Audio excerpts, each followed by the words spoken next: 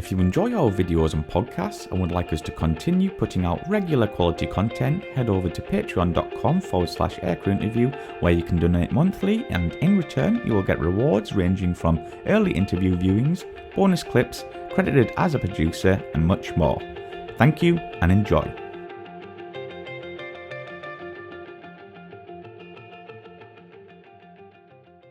You knew this. I was going to talk about this. The F3 is my favourite. Yep. There was one photo. I don't know if you have it. Yeah, there it is. It was at the Queen's birthday. Was it the flypast? Yep. I've always wondered this. Why were you not in 67 wing? Because I think that would have just looked so cool. We were in 45 wing. You were in 45, yeah. Why weren't we in 67 wing? Because yes, I agree, but we would have really had to be going a bit faster. Okay, yeah. And 67 wing, you are not. It's harder in formation, and you are not as manoeuvrable in 67 wing as you are in 45 wing. 45 wing was a nice sort of compromise position.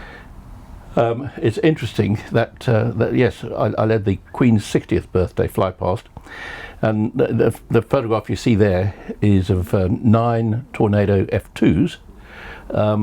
Now, there's nothing too special about 9 Tornado F2s, but what's special about that is we only had 10 F2s delivered to the RAF at the time. Yeah. And in actual fact, we got all 10 airborne. Wow. Every aircraft we got airborne, and we had a hydraulic failure. One aircraft had a hydraulic failure, so we did use all the aircraft. But that, believe me, in my view, was quite an achievement. Yeah, I was going to say the engineering feat just to keep when they were kind of brand new. It was an engineering feat to get them all into the air, all 10 aircraft. And it was a nice day, I'm pleased to say. Yeah. But something like that takes an enormous amount of organisation and preparation, and that was no exception. It's funny enough. I do give a lecture. I did a bit of cruise ship lecturing, and one of my lectures on cruise is all about air displays and flypasts. And why I do it is to really talk about what happens behind the scenes. Yeah. Because when you see just a bunch of aircraft up there, they're there, but it's getting them there in the first place. Yeah. It's what happens behind the scenes that's the important bit. Yeah, because I think, obviously, the general public who are not interested in aviation, they'll probably just say, oh, that's pretty, or that's nice, and then get on with the day. Whereas an aviation fan will be like, oh, that was brilliant. But then it's, like you say, the behind the scenes is even more interesting, because it's not as simple, jump in and we'll go. Yeah. That fascinates me. But, just talk about the Tornado game. That was the flypast. Yeah. But you mentioned my association with the Battle of Britain Memorial Flight earlier on. But that relates to the Tornado as well, because I was the first RAF pilot to fly the fighter version of the Tornado, then the Tornado F2. And I and 3 other crews did our conversion with British Aerospace at their airfield at Warton in Lancashire. In 2 courses. I was on the first course with another pilot. Both of us were ex-Lightnings, and I was also ex-Phantoms, and with our navigators, who were all Phantom navigators. And then, so did that January, February, into March. End of March, flew back to Coldshore with a 3rd aircraft that was delivered to the RAF, 3rd F2. And then we started flying immediately, because we'd had 2 aircraft there since the end of the previous year.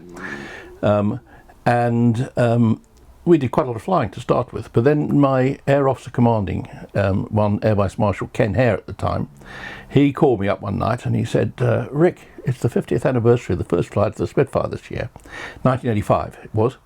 He said, wouldn't it be good if we did a synchronised display, the old with the new, the Spitfire with a Tornado F2? And I said, I'm all for it, because what I had discovered, even though I'd personally been flying the aircraft for only couple of months really, it was an easy aircraft fly. It was a delight to fly, quite frankly. So I said yes. Then I got together with Paul Day from the BBMF. We worked out that we could do it fine. And I was squadron commander, so I wouldn't normally have done this. It would have normally gone to the other pilot. But it just so happened that one Friday night, going back to Friday nights, at Coningsby, he was cycling back home after a few bevies at happy hour, and he fell off his bike and was concussed, and therefore off flying for a little bit. So then there was one pilot, me. So that's why I flew the Tornado in the synchronised display for a year. It was the first one that ever happened. and it was a fantastic experience, really brilliant experience. Yeah, because that picture's in your book, isn't it? It's in the book. Yeah. At the end of the year, the then Air Marshals were looking at. It was a Lucas Air Display, in fact, and I was up there with, and they looked at the Tornado and the Spitfire flying in formation, and they said they, knew Lightnings and Phantoms, which couldn't fly as slow as the Tornado, and they said, "Oh, it doesn't look real. Fighters shouldn't be flying in formation like that." So it was not allowed to go forward into a second year. It did come back again after a while, and there's nothing wrong with it at all.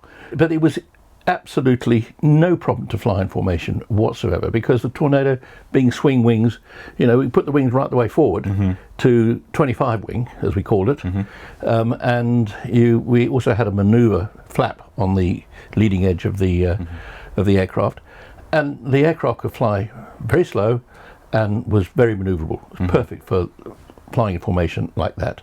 Anyway, the other thing that happened, so we only did the 1 year, but BBMF came to me and they said, "Rick, we'd like you to come and fly our Spitfires and Hurricanes," which of course was my father, who was a Hurricane pilot in the Battle of Britain and beyond. And so I would have loved to have done it. But my then station commander, because I was introducing the Tornado into the service, forming the new squadron, building up the force, and rightly so. I mean, he said to me, "Rick, no, you haven't got the time," and it would have been lovely to do, but he was absolutely right. Yeah. So it never happened. But I'm the first honorary member of the Battle of Britain Memorial Flight Association. Oh, really? Yeah. Well, that's definitely a privilege. Yeah. Yeah. So I'm very proud of my association with BBMF. Yeah. I think the picture's also in the book. I can't remember what it was, but yeah, there's a Lancaster and I think a Spit.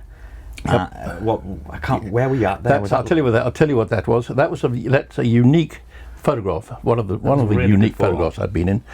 That was a fly pass we did at RAF Cottesmore in 1985, I think it was again. Yeah. It was a Lancaster, a Spitfire, a Hurricane, and I, in the Tornado F2, was in the box position in that. So it was a very unique photograph. It's great seeing the F2 just like that. Yeah. In the back, ready to go. Yeah. Because I think the picture's really great because there's a GR1 at the time with a guy just on the back, and then you just see this photo. It's a great photo. I love it. That was a unique photograph, and it's the only one that's ever been taken that I'm aware of. There's another photograph that's unique. I'm not sure whether it's in my book or not. I think it is. And I've always had a big association with air displays. But on this particular occasion, in 1986, I led a mixed formation from 11 Group, which is the old fighter command basically, over Mildenhall. And that consisted of Tornado F2s and 3s, Lightnings, Phantoms and Hawks. And that was unique, because the Lightning was going out of service fairly soon. But it was, I can't think of another formation that shot was ever taken with those 4 aircraft involved. Yeah, is that why it looks like it's coming over a hangar or something? It looks like it's coming head on. Is that something else? That's another one. There's one over. Yeah, there is one taken on as we came back from Mildenhall, and we overflew the hangar is at Coningsby. That is the squadron hangar of 229 Operational Conversion Unit, as it was then. Yeah. Also known as Number 65 Squadron, which was the squadron which is now the home of the Typhoon OCU instead.